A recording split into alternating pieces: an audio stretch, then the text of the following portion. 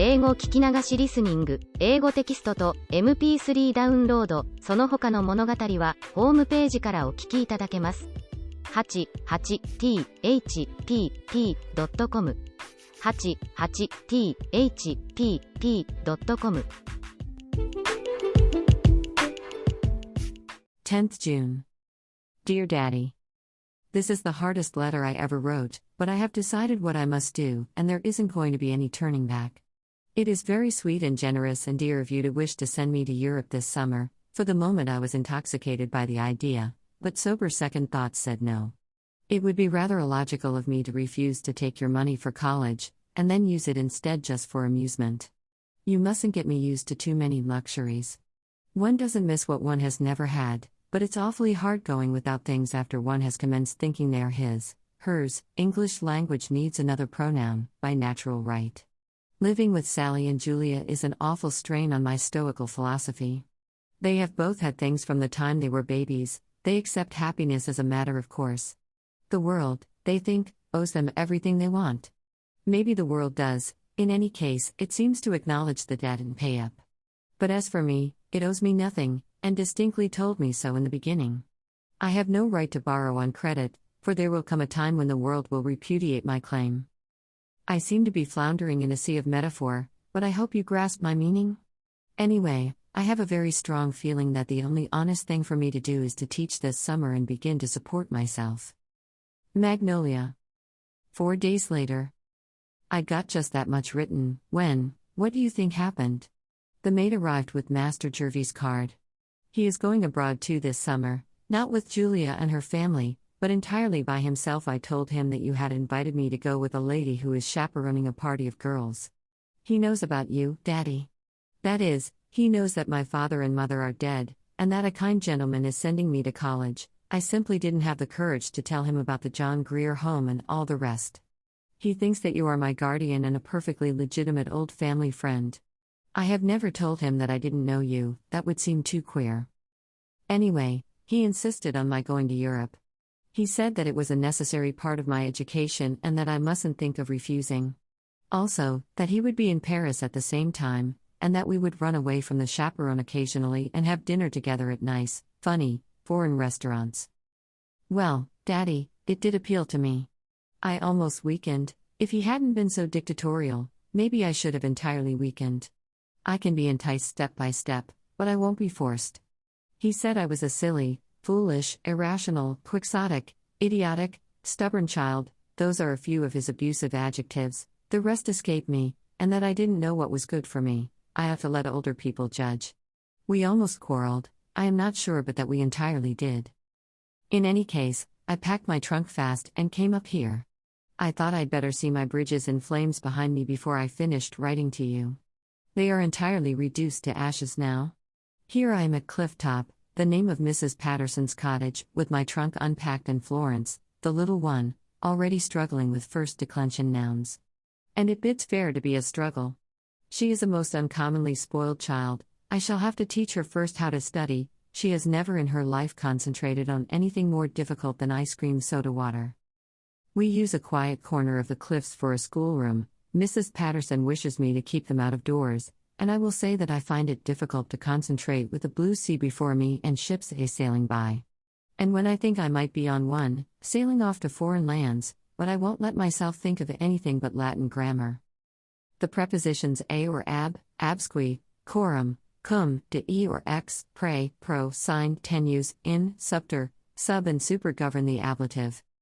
So you see, Daddy, I am already plunged into work with my eyes persistently set against temptation. Don't be cross with me, please, and don't think that I do not appreciate your kindness, for I do, always, always. The only way I can ever repay you is by turning out a very useful citizen. Are women citizens? I don't suppose they are, anyway, a very useful person. And when you look at me you can say, I gave that very useful person to the world. That sounds well, doesn't it, Daddy? But I don't wish to mislead you. The feeling often comes over me that I am not at all remarkable. It is fun to plan a career, but in all probability I shan't turn out a bit different from any other ordinary person. I may end by marrying an undertaker and being an inspiration to him and his work. Yours ever, Judy. 19th August. Dear Daddy Longlegs. My window looks out on the loveliest landscape, oceanscape, rather, nothing but water and rocks. The summer goes. I spend the morning with Latin and English and algebra and my two stupid girls.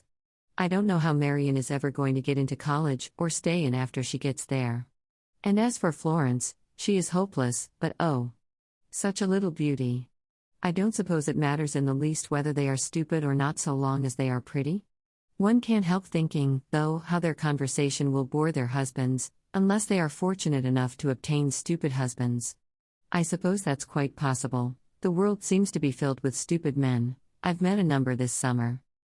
In the afternoon we take a walk on the cliffs, or swim, if the tide is right.